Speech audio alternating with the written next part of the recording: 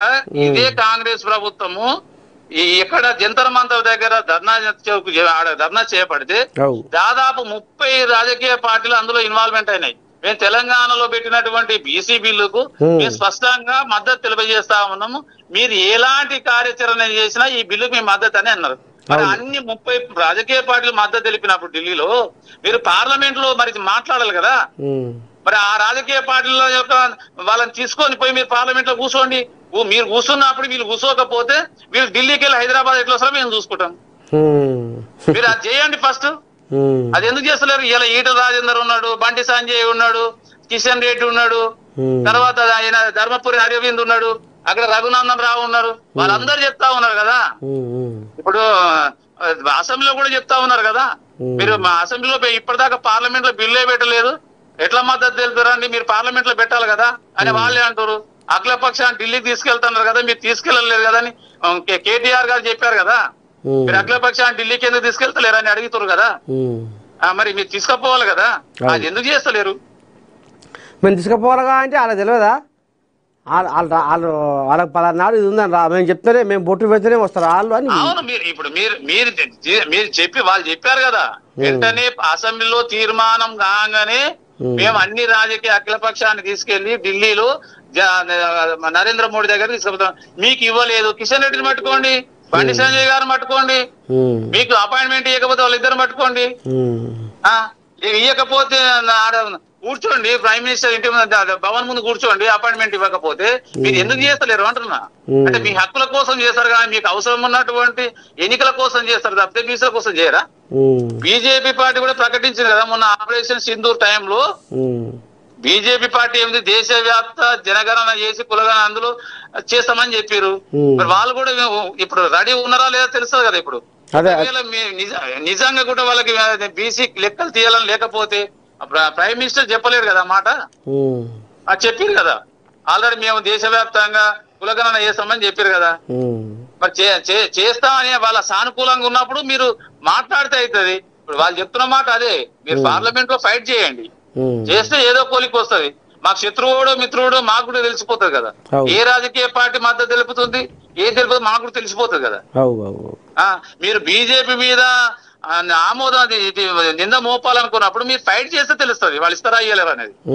మీరు చేయనే లేదు, ఫైట్ చేయనే లేదు,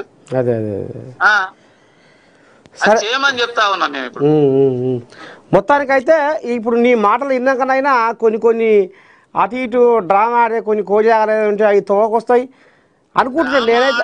ఉన్నారు ఈ రోజు బీఆర్ఎస్ పార్టీ డ్రామా ఆడుతా ఉంది, గోడ మీద పిల్లిలా కూర్చుంది. అటు చెప్తలేరు ఇటు చెప్తలేరు. కొన్ని రాజకీయ పార్టీలు డ్రామాలు కూడా ఆడుతా ఉన్నాయి. వాళ్ళు ఇటు మద్దతు అంటలేరు అటు ఇది అంటలేరు, చూస్తా ఉన్నారు. బీజేపీ కాంగ్రెస్ ఏంది దాంట్లో కూడా రాజకీయ కోణం. ఇది మాకేమైనా పనికొస్తుందేమో చూద్దాం, పనికొస్తేనేమో ఎత్తుకుందాం లేకపోతే వదిలేద్దాం. మొన్న చూసారు కదా జూబ్లీహిల్స్ ఎన్నికలు చూసినాం కదా. ఈ రోజు రాజకీయ పార్టీ వాస్తవంగా మొన్న గెలిచింది బీసీ వాదం. వీళ్ళు అనుకుంటారు ఏదో జబ్బలు దాచుకుంటారు, కాంగ్రెస్ మా పార్టీ కాబట్టి గెలిచిందని వీళ్ళు అనుకుంటారు. కానీ వాస్తవంగా కాంగ్రెస్ మీద ప్రేమతోటో బీఆర్ఎస్ తోటి బీఆర్ఎస్ కాదు, వాస్తవంగా అక్కడ గెలిచింది బీసీ వాదం. ఎందుకు చెప్తామనంటే 27,000 ఓట్లు ఉన్నాయి అగ్రకులాలవి. మీరు ఇలా బీజేపీ ఓటు బ్యాంక్ తెరిచి చూడండి, మొత్తము అగ్రవర్ణాలకు సంబంధించినటువంటి ఓటు బ్యాంక్ మొత్తం బీజేపీకి పడ్డాడ. ఏ ఒక్క అగ్రవర్ణాలకు సంబంధించినటువంటి వాడు కాంగ్రెస్ కి వేయలేమన్నాడా?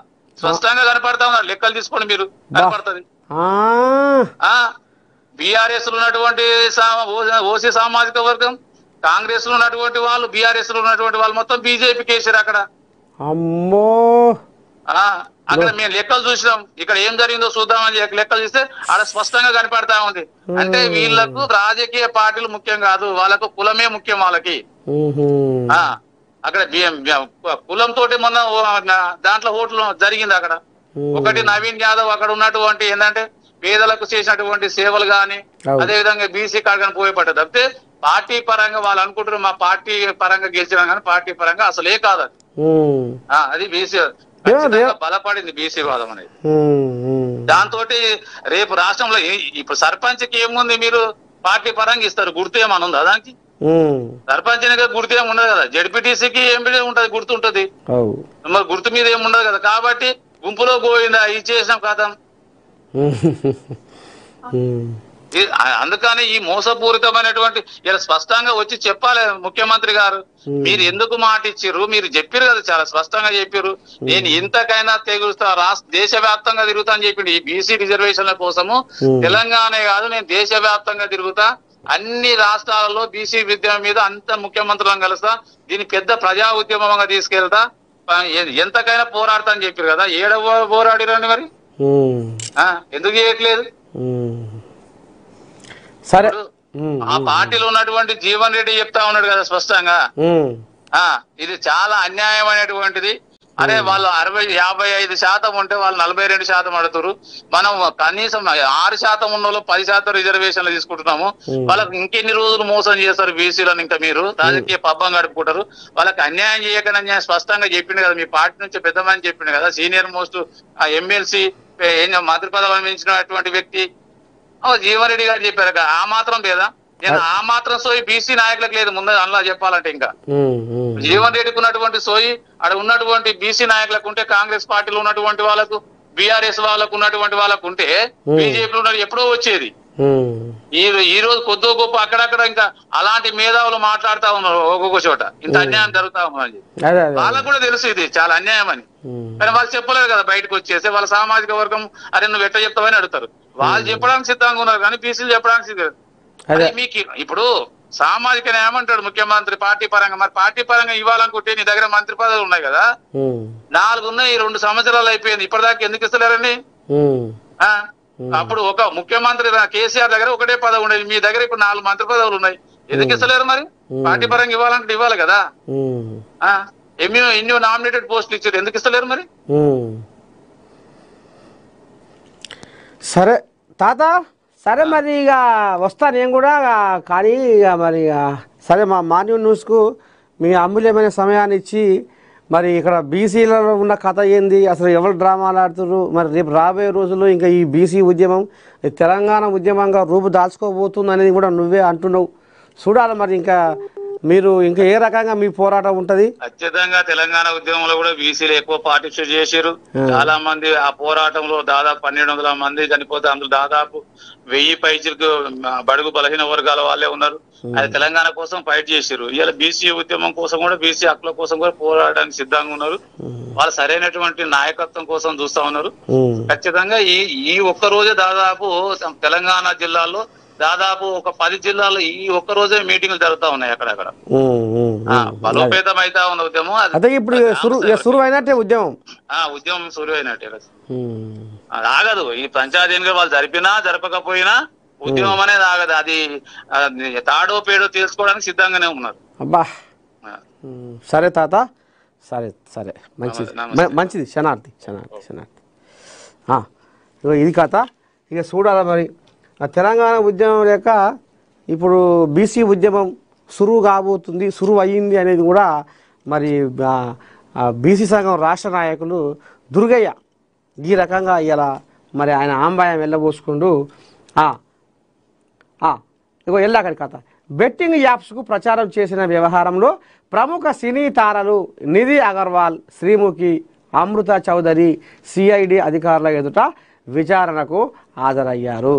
బెట్టింగ్ యాప్స్కు ప్రచారం చేసిన ప్రముఖులను సిఐడి అధికారులు వరుసగా విచారిస్తున్న విషయం తెలిసిందే. ఇటీవల ఇక అది విజయ్ దేవరకొండ, ప్రకాష్ రాజులను సిఐడి అధికారులు విచారించారు. యాప్స్ను ప్రమోట్ చేసిన వారిని సిఐడి వరుసగా విచారణకు పిలుస్తుంది. హైదరాబాద్లోని లక్టీ కపూర్లో సిఐడి కార్యాలయానికి వీరు విచారణకు హాజరయ్యారు. బెట్టింగ్ యాప్స్ యువత ప్రాణాలను బలిగొన్న నేపథ్యంలో వీటిని ప్రమోట్ చేసిన ప్రముఖులపై కొన్ని నెలల క్రితం కేసు నమోదయ్యింది. రాష్ట్రంలో బెట్టింగ్ యాప్స్ అంశంపై దర్యాప్తు జరిపేందుకు ప్రభుత్వం సిఐడి ఆధ్వర్యంలో ప్రత్యేక దర్యాప్తు బృందాన్ని ఏర్పాటు చేసింది. శ్రీముఖి జంగిల్ రమ్మీ యాప్ను ప్రమోట్ చేయగా అమృత చౌదరి పలు బెట్టింగ్ యాప్స్కు ప్రచారం చేశారు. ఇక గది కథ. పాపం పోరగాళ్ళు అయితే ఆ బెట్టింగ్ల మీద పైసలు పెట్టి పెట్టి పెట్టి పెట్టి పెట్టి పెట్టి ఉన్న కాడికి ఊడ్చుకపోయింది కథ. ఇక ఓదికేమో ప్రాణము నీవని ఊపిరి నీదని నిన్నే నమ్మి తినే, ఉన్న కాడికి ఊడ్చి నీకై దారా పోసి తినే ఎట్లా పోతీవే నా గుండెల పొడిసి చచ్చిపోతున్ననే నువ్వు రావని తెలిసి.